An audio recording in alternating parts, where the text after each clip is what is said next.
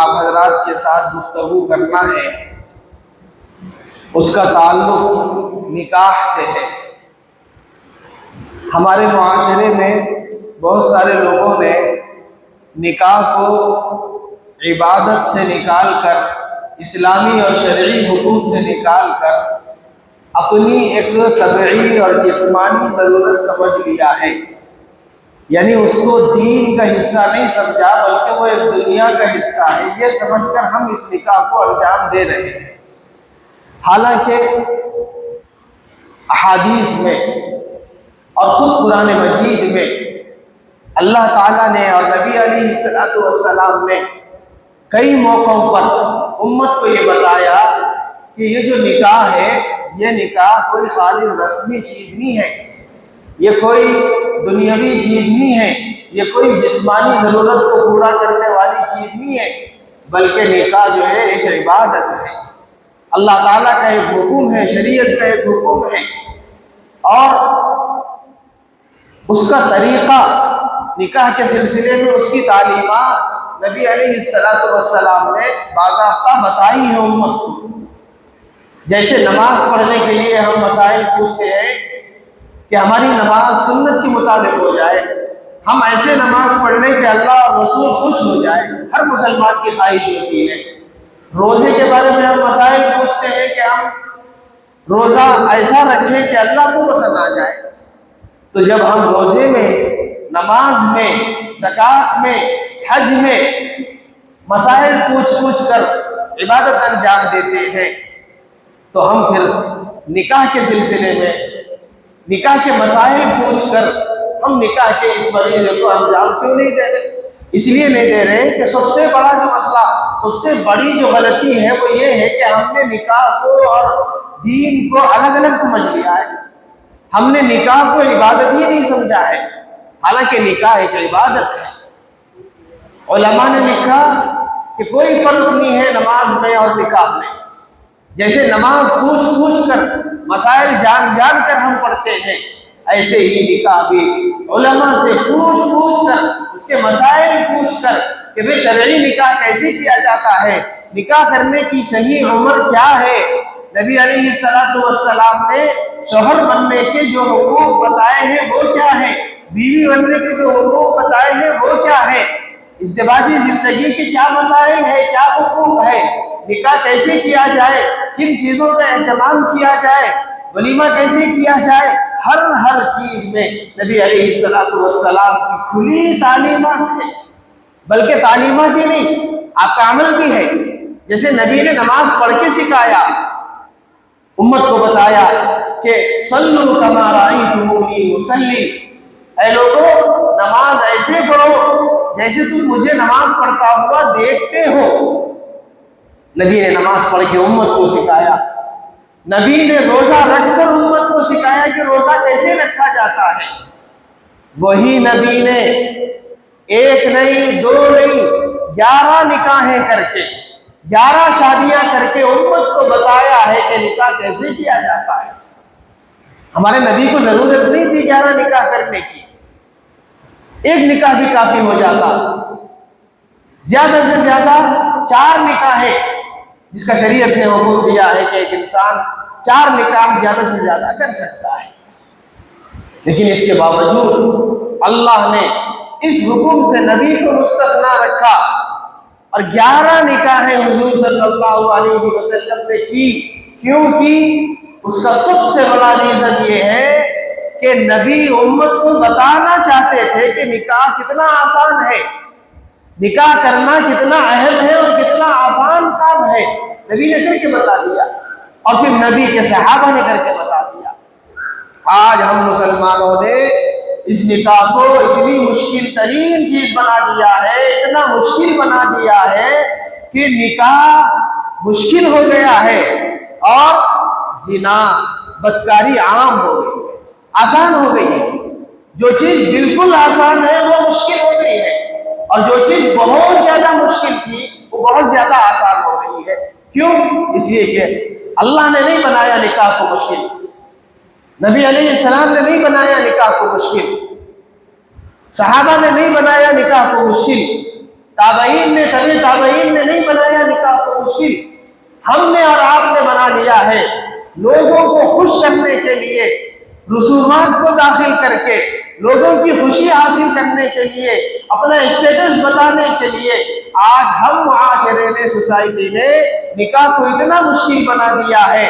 جب نکاح مشکل ہو گیا ہے تو پھر ہماری قوم کی بیٹیاں جو غیروں کے ہتھے چڑھ رہی ہے، ہمارے قوم کے بچے جو بین مذاہب شادیاں کر رہے ہیں، اس کی سب سے بڑی وجہ یہی ہے کہ آج ہم نے اس عمل کو، اس سنت عمل کو مشکل بنا دیا ہے۔ تو جو باپ اپنی بیٹی کا نکاح نہیں کر سک رہا جہیز کی وجہ سے، جو باپ اپنی بیٹی کا نکاح نہیں کر سک رہا مال دولت نہ ہونے کی وجہ سے، خرچ نہ ہونے کی وجہ سے، وہی باپ کی، وہی غریب باپ کی بیٹی آج کسی غیر کے ساتھ بستر کا زینت بن رہی ہے۔ حالانکہ میرے دوستو کوئی خرچ نہیں رکھا نبی علیہ السلام نے نکاح، کوئی خرچ نہیں۔ جب اتنی تعلیمات ہمارے نبی کی واضح طور پہ امت کے سامنے ہے، نوجوانوں کے سامنے ہے کہ نکاح میں کوئی خرچ نہیں ہے، ولیمے میں کوئی خرچ نہیں ہے، شادی میں کوئی اخراجات نہیں ہے، تو پھر اس کے باوجود آج نکاح کرنا معاشرے میں اتنا مشکل ترین امر کیوں بن گیا ہے؟ کس نے اس نکاح کو اتنا مشکل بنا دیا ہے؟ آپ کو حیرت ہوگی، امت کو آج ایسے نکاح کرنے کی اشد ترین ضرورت ہے جیسے حضرات صحابہ کرام رضوان اللہ تعالی علیہم اجمعین کے نکاح ہوتے تھے۔ اس کی ضرورت ہے۔ اگر یہ ضرورت پوری نہیں کی جائے گی اور ہم اپنے نکاحوں کے سلسلے میں جو خرافات اور رسومات اور بدعات اور جو فضول خرچیاں اور جو اسراف اور جو تبذیر کو اندر ٹھوس دیے ہیں شادیوں میں، اگر ہم اس خوف سے باہر نہیں نکلیں گے تو ہم سب کو تیار ہو جانا چاہیے کہ امت کی ایک بڑی تعداد یا تو مرتد ہو کر شادی کر لے گی یا پھر بین مذاہب شادیاں کر لے گی۔ اس کو ختم کرنے کی ضرورت ہے، اس سوچ کو ختم کرنے کی ضرورت ہے، صحابہ کی جیسے شادیوں کو اپنانے کی ضرورت ہے۔ حضرت ربیعہ اسلمی رضی اللہ تعالیٰ عنہ کی شادی کو ہر نوجوان کو ذہن میں رکھنا چاہیے کہ جیسے تم نوجوان ہو، جیسے ہم نوجوان ہیں، ایسے ہی نبی کے زمانے کے صحابہ میں ایک صحابی بھی نوجوان تھے، ربیعہ اسلمی، جو حضور صلی اللہ علیہ وسلم کی خدمت میں رہتے تھے۔ جب جوان ہو گئے، شادی کی عمر کو پہنچ گئے، تو حضور صلی اللہ علیہ وسلم نے ربیعہ سے پوچھا، اے ربیعہ کیا تم نکاح نہیں کرو گے؟ تو حضرت ربیعہ نے جواب دیا، یا رسول اللہ نکاح کا ارادہ نہیں ہے، دو وجوہات کی وجہ سے نکاح کا ارادہ نہیں ہے۔ ایک وجہ تو یہ ہے کہ میں بہت غریب آدمی ہوں، غریب نوجوان ہوں، میں نکاح نہیں کر سکتا، میرے پاس پیسے نہیں ہیں کہ میں نکاح کروں، ولیمہ کروں، مہر ادا کروں۔ حالانکہ اس زمانے میں کوئی شادی خانوں کا رواج نہیں تھا، کوئی دھوم دھڑاکوں کا رواج نہیں تھا، مختصر سی تقریب میں شادی نمٹ جاتی تھی، اس کے بھی پیسے نہیں تھے ربیعہ کے پاس۔ انہوں نے کہا، یا رسول اللہ ارادہ نہیں ہے شادی کرنے کا دو وجوہات کی وجہ سے، ایک تو پیسہ نہیں ہے میرے پاس، اور دوسرا یہ کہ میں آپ کی خدمت میں رہتا ہوں، آپ کا خادم ہوں، اگر میں شادی کر لوں گا تو پھر گھریلو جھمیلوں میں جھمیٹوں میں پڑ جاؤں گا، تو پھر آپ کی خدمت سے محروم ہو جاؤں گا، اس لیے میں نے ارادہ کیا کہ میں شادی نہ کروں اور آپ ہی کی خدمت میں رہوں۔ یہ جواب دے دیا، خاموش بیٹھ گئے۔ پھر تھوڑے دن کے بعد حضور نے پوچھا، ربیعہ کیا تم نکاح نہیں کرو گے؟ تو پھر یہی جواب دیا۔ اس کے بعد میں حضرت ربیعہ بن اسلمی کے دل میں یہ بات آئی کہ اللہ کے رسول صلی اللہ علیہ وسلم نے 2 مرتبہ مجھ سے نکاح کے بارے میں پوچھا اور 2 مرتبہ بھی میں نے یہ جواب دیا، حالانکہ مجھے یہ جواب دینا نہیں چاہیے تھا، مجھے یہ کہنا چاہیے تھا کہ یا رسول اللہ آپ ہمارے بڑے ہیں، آپ ہمارے سرپرست ہیں، آپ ہمارے امیر ہیں، آپ میرے لیے جو مصلحت سمجھے اس کا فیصلہ فرما دیجیے، مجھے یہ کہنا چاہیے تھا، لیکن میں نے اس کے جواب میں اپنا فیصلہ سنا دیا، نبی کو کہ میں شادی نہیں کروں گا۔ پھر تیسری مرتبہ جب حضور نے ان سے پوچھا تو انہوں نے یہی جواب دیا، یا رسول اللہ میرے لیے آپ جو مناسب سمجھے میں اس کے لیے تیار ہوں۔ تو حضور صلی اللہ علیہ وسلم نے ان سے کہا کہ فلاں علاقے میں، فلاں محلے میں ایک صاحب کا گھر ہے، تم ان کے پاس جاؤ اور جا کے کہو کہ نبی نے مجھے بھیجا ہے۔ وہ گئے، جا کے دروازے میں دستک دی، وہ صاحب باہر نکلے، صاحب خانہ، تو ان سے پوچھا، انہوں نے پوچھا کہ کون ہے؟ تو انہوں نے کہا کہ اللہ کے رسول صلی اللہ علیہ وسلم نے مجھے آپ کی خدمت میں بھیجا ہے۔ تو جیسے ہی انہوں نے سنا کہ نبی نے مجھے میرے گھر پہ ان کو بھیجا ہے تو خوشی کا اظہار کیا اور کہا کہ مرحبا، آپ کو اللہ کے رسول صلی اللہ علیہ وسلم نے میرے گھر بھیجا ہے، مرحبا، ویلکم، خیر مقدم ہے آپ کا، اہلا وسہلا، تشریف لائیے، گھر لے گئے، کیونکہ حضور نے ان سے پہلے ہی بتا دیا تھا کہ آپ کی بیٹی کا نکاح فلاں شخص سے ہوگا اور میں اسے آپ کے گھر بھیجنے والا ہوں۔ وہ داماد کو دیکھ کے خوش ہو گئے، گھر میں بٹھایا اور اس کے بعد میں کہا کہ حضور صلی اللہ علیہ وسلم دراصل میری بیٹی کا نکاح آپ سے کرنے کا حکم دیے ہیں، اور میں بھی چاہتا ہوں کہ میرے لیے آپ سے اچھا داماد اور کوئی نہیں ہو سکتا جو نبی کا خادم ہے، نبی کی خدمت کرنے والا ہے۔ اور پھر گواہ کو بلا کر اسی گھر میں نکاح پڑھا دیا۔ حضور صلی اللہ علیہ وسلم کے حکم پر انہوں نے بھی خوشی سے اس کو قبول کر لیا، نکاح ہو گیا، مجلس نکاح منعقد ہو گئی، اور پھر نکاح کے بندھن میں بندھ کے واپس حضور صلی اللہ علیہ وسلم کے پاس تشریف لائے۔ حضور صلی اللہ علیہ وسلم نے ان کو چہرے کو دیکھا تو خوشی محسوس نہیں ہوئی حضور کو، تو حضور نے کہا کیا بات ہے ربیہ، تمہارے چہرے پر خوشی کے آثار ظاہر نہیں ہو رہے، تم کو تو خوش ہونا چاہیے کہ تمہاری شادی ہو گئی۔ تو انہوں نے کہا یا رسول اللہ خوش ہوں، یہ جو بے چینی کے اثرات میرے چہرے پہ آپ محسوس کر رہے ہیں وہ دراصل میں فکر میں لگا ہوا ہوں کہ میرا نکاح تو ہو گیا لیکن میں مہر کہاں سے ادا کروں گا، میرے پاس مہر ادا کرنے کے تو پیسے نہیں ہے۔ حضور صلی اللہ علیہ وسلم نے اعلان کیا صحابہ سے کہا کیا تمہارے پاس اپنے بھائی کے نکاح کے مہر کے لیے چھوٹا سا ایک سونے کا ٹکڑا بھی نہیں ہے؟ تو ایک صحابی تیار ہوئے اور انہوں نے کھجور کی گٹلی کی طرح ایک سونے کا ٹکڑا لا کر ربیعہ کو پیش کیا، ہدیہ دیا۔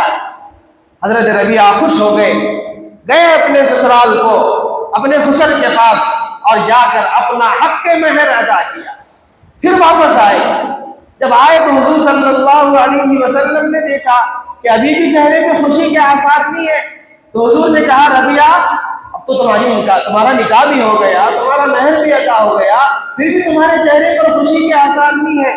تو ربیعہ نے کہا یا رسول اللہ یہ جو بے چینی ہے وہ یہ ہے کہ میں ولیمہ کہاں سے کروں، میرے پاس ولیمے کے بھی پیسے نہیں ہیں۔ صحابہ کرام سے نبی نے اعلان کیا کیا تمہارے پاس ایک بکری کا بچہ بھی نہیں ہے جو اپنے بھائی کے ولیمے کے لیے کام آ جائے؟ تو ایک صحابی تیار ہوئے اور انہوں نے ایک بکرے کا بچہ دے دیا، وہ خوش ہو گئے، لے کے گئے اپنے سسرال کو۔ ان کے خسر نے کہا کہ دیکھو ہمارے پاس تو زیادہ مہمان نہیں ہیں، رشتے دار نہیں ہیں ولیمے کے لیے، ہم روٹی کا انتظام کریں گے، آپ سالن کا انتظام کیجئے، اس طرح ہم ولیمہ کر دیں گے۔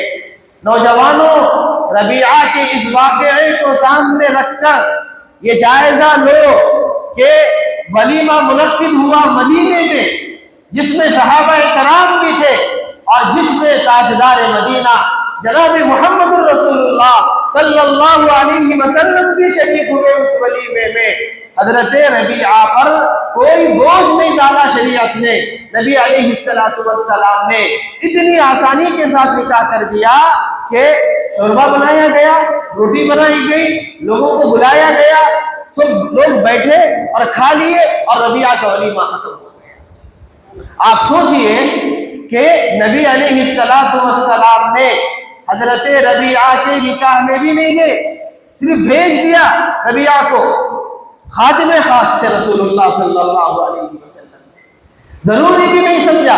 کیوں؟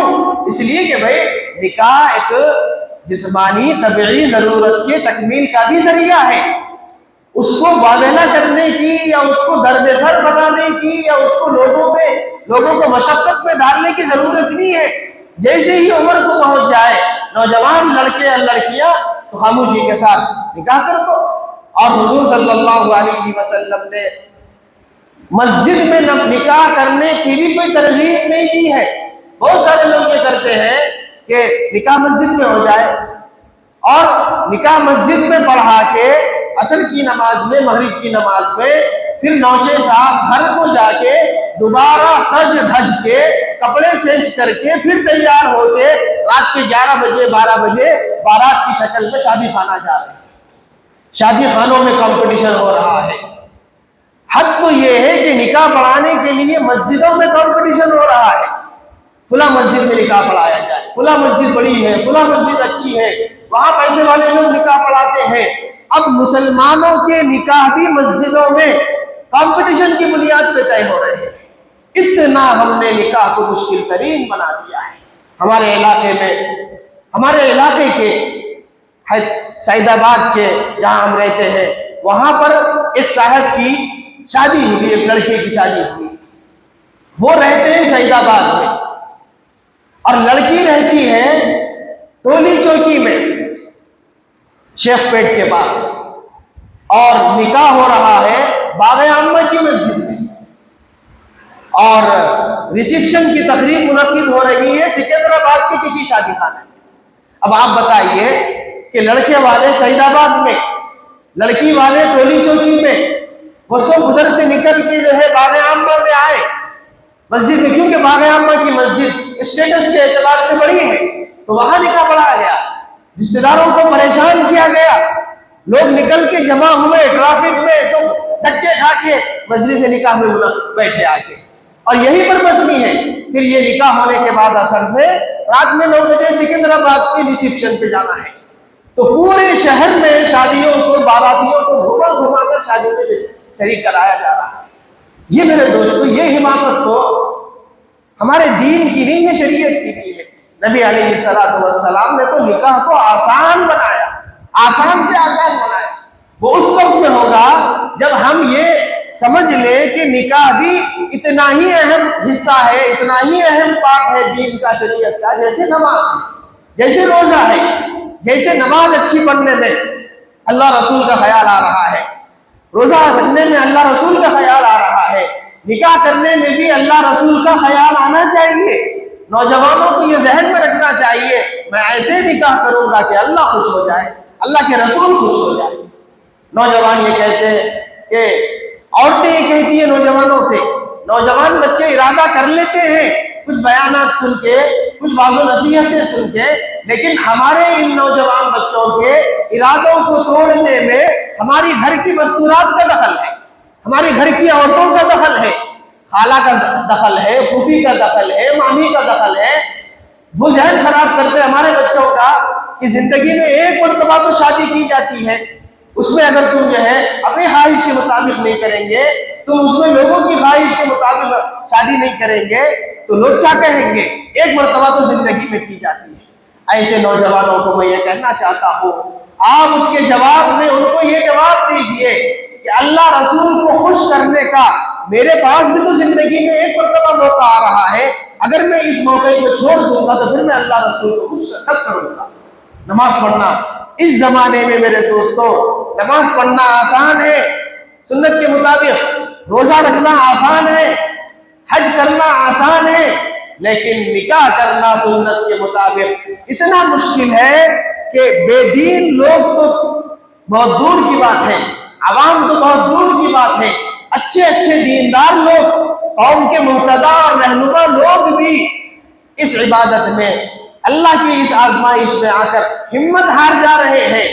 قوم کو تقریر کر رہے ہیں مسجدوں میں، ممبروں پہ کہ نکاح آسان کرو، سادگی کے ساتھ کرو، لیکن جب انہی کے اپنے بچوں کی شادی کی بات آتی، بچیوں کی شادی کی بات آتی تو یہ لوگ بھی ہمت ہار جاتے ہیں، اور یہ لوگ بھی زمانے کے تقاضوں کے حساب سے اپنی شادی بیاہ میں فضول خرچیاں کرتے ہیں۔ یہ بات نہیں، علماء نے کبھی نہیں روکا کہ شادی خانہ مت لو، لوگوں کے گھر چھوٹے ہوتے ہیں، ظاہر سی بات ہے کہ گھر میں پورے گھر والوں کو، پورے خاندان والوں کو جمع کرنا مشکل ہے، تو آپ کو منع نہیں کیا شادی خانہ لینے سے، سہولت کے لیے، مہمانوں کو راحت پہنچانے کے لیے، آرام پہنچانے کے لیے آپ شادی خانہ لیجئے، لیکن شادی خانے میں کمپٹیشن مت کیجئے۔ جس شادی خانے میں 50,000 روپے میں، 40,000 روپے میں آپ کا کام بن سکتا ہے، آپ اس شادی خانے پر اکتفا کیجئے۔ آپ کیوں 3 لاکھ 3.5 لاکھ روپے کا شادی خانہ لے رہے ہیں؟ کل ہی ہم ہمارے علاقے محلے کے میں جا رہے تھے رات میں، تو ہمارے محلے میں ایک شادی خانہ ہے چھوٹا سا. وہ شادی خانہ کیا ہے؟ ایک بینکٹ ہال ہے. اس شادی خانے میں ایک شادی ہو رہی تھی رات میں 10:30 بجے 11 بجے. شادی خانے کے سامنے بارات ٹھہری ہوئی تھی، گاڑیاں، فارچونر گاڑیاں، 6-7 فارچونر گاڑیاں پھولوں میں سجی ہوئی ٹھہری ہوئی ہے، اور ایک گاڑی میں بھی کوئی بندہ بیٹھا ہوا نہیں ہے.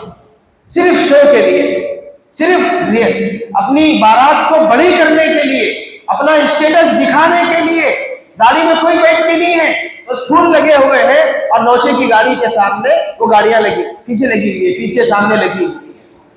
تو ہمارے ساتھ میں رہنے والوں نے بتایا کہ مولانا شادی خانے کا جتنا خرچہ ہے اس سے ڈبل ٹربل خرچہ تو اس شخص نے بارات میں خرچ کر دیا ہے.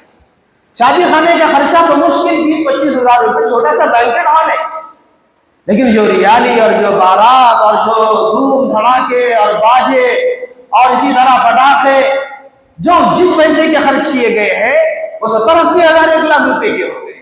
یہ حماقت آج ہمارے مسلمانوں کی ہو رہی ہے. یہ اللہ کی طرف سے مسلط ہے کہ مسلمان اپنا پیسہ خود اپنے ہاتھوں سے جلا رہا ہے، خود اپنے ہاتھوں سے مسلمان پیسہ جلا رہا ہے اور شادیوں کو مشکل ترین بنا دیا ہے. میرے دوستو، ایک کو اپنا محبوب بناؤ. رسول اللہ ہمارے محبوب ہیں، اس کے علاوہ کوئی ہمارا محبوب نہیں ہے. دین کے معاملے میں، شریعت کے معاملے میں ہم اگر 10 لوگوں کو خوش کرنے کی کوشش کریں گے تو ہم نہ اللہ کو خوش کر سکیں گے نہ رسول اللہ کو خوش کر سکیں گے. ہمارا محبوب ایک ہونا چاہیے. شادی میں بھی ہمارا محبوب وہی ہے، تجارت میں بھی ہمارا محبوب وہی ہے، نماز روزے میں بھی ہمارا محبوب وہی ہے. الگ الگ محبوب ہمارے نہیں ہے. 10 محبوبوں سے اگر کوئی محبت کرے گا تو دنیا والے بھی جھوٹا لے کے مانیں گے کہ تم 10 لوگوں کے ساتھ محبت کر کے اپنا منہ مارتے ہو، تو رسول اللہ کیسے اپنی محبت دیں گے؟ رسول اللہ کا قرب کیسے ہمیں حاصل ہوگا؟ ایک واقعہ بتا کے اپنی بات ختم کروں گا کہ ایک مثال مشہور ہے کتابوں میں، واقعہ بھی ہو سکتا ہے، مثال بھی ہو سکتی ہے، بہرحال جو بھی ہو. کسی زمانے میں ایک عورت جا رہی تھی محلے میں سے، تو اس کے پیچھے ایک شخص اس کو دیکھ لیا، عورت کو جا رہی ہے ایک عورت، تو اس کے پیچھے پیچھے جانے لگا. اس زمانے میں لائٹ نہیں ہوتی تھی، روشنی کا انتظام نہیں ہوتا تھا، تو لوگ نکلتے تھے کپڑا اوڑھ کر، تو وہ عورت بھی نکلی کہیں جانے کے لیے، تو ایک شخص اس کا پیچھا کرنے لگا. اس عورت کو محسوس ہوا کہ کسی اجنبی شخص نے میرا پیچھا کیا ہے، تو اس عورت کی حیبت شروع ہو گئی. پاک دامن عورت تھی، تو چلتی گئی، وہ شخص بھی پیچھے گیا. تو جب اس کو محسوس ہوا اس عورت کو کہ ابھی شخص میرا پیچھا نہیں چھوڑے گا، مجھے ہمت کرنا چاہیے، ٹھہرنا چاہیے اور اس کو پوچھنا چاہیے کہ بھائی تم کون ہو، تم اجنبی ہو اور تم میرا پیچھا کیوں کر رہے ہیں؟ تو وہ ایک جگہ پر رک گئی. رک کر اس نے پلٹ کر پردے میں سے اس شخص سے زوردار آواز میں کہا کہ بھائی تم کون ہو؟ اتنی دیر سے تم میرا پیچھا کر رہے ہو، تمہیں اللہ کا خوف نہیں ہے؟ میں ایک نامحرم ہوں اور تم میرے پیچھے چلے آ رہے ہو، تمہارا کیا پلان ہے، تمہارا کیا ارادہ ہے؟ تو اس شخص نے جب یہ سنا تو کہا کہ بات دراصل یہ ہے کہ میں نے تمہیں دیکھا تھا تو تمہاری محبت میرے دل میں بس گئی، میں تمہیں چاہنے لگا ہوں اور میں تم سے شادی کرنا چاہتا ہوں، اس لیے تمہارا پیچھا کر رہا ہوں. تو اس عورت نے اس کا اسی وقت میں امتحان لیا. کیا امتحان لیا؟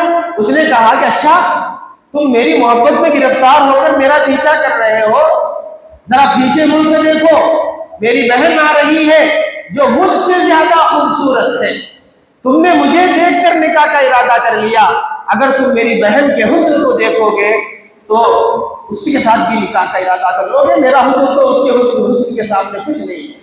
جیسے ہی اس نے پیچھے پلٹ کے دیکھا تو اس عورت نے اس کے گال پر ایک تماچا رسید کیا اور کہا کم وقت تو جھوٹ بولتا ہے کہ تیرے دل میں میری محبت رچ گئی بس گئی ہے، میں نکاح کرنا چاہتا ہوں. اگر تو واقعی مجھ سے محبت کرتا 1000 لڑکیاں 1000 حسینائیں بھی آتی تیرے پیچھے سے تو کبھی ان کی طرف اپنی نکاح نہیں کرتا.